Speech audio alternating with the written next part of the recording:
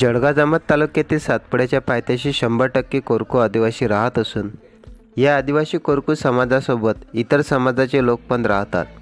काही कोरकू समाजाकडे शेती आहे।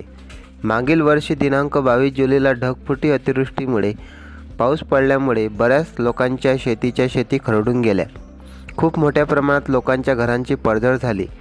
बरेच लोकांच्या शेतातील विहिरी या खचून गेल्या, मोटार पंप वाहून गेले। या संदर्भात टीव्ही, वृत्तपत्र, सोशल मीडियावर भरपूर प्रमाणात बातम्या प्रकाशित झाल्या।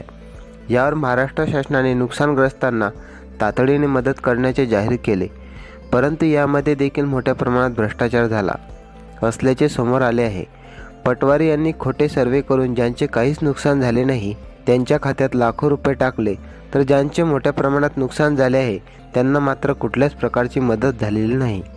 या प्रकरणाची चौकशी करताना 2 पटवारी निलंबित करण्यात आले, तर काही अधिकाऱ्यांची येथून बदली करण्यात आली, परंतु याचा फायदा काय असा प्रश्न लोकांच्या मनात निर्माण झाला आहे।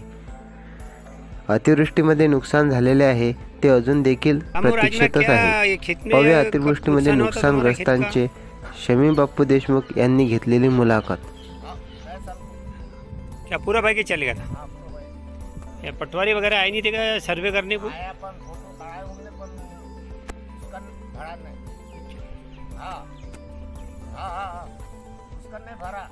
क्या बोल रहा था वो? उसने बोला उसने फोटो काट के पैसे नहीं दिया बोल रहे।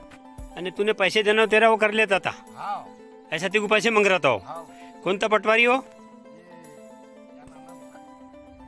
पहला वो बिलेवार। बिलेवार था ना? उन्हें फिर कुछ शेगाव का क्या उन्हें सर्वे करा? कुछ अभी तक के नुकसान नहीं मिला? सर्वे करा उसने, पर नुकसान अभी तक तो करा नहीं। मिले ही नहीं नुकसान। नहीं। ये गट क्रमांक क्या है? ये क्या नाम बोल रहे? शिवार कौन था? है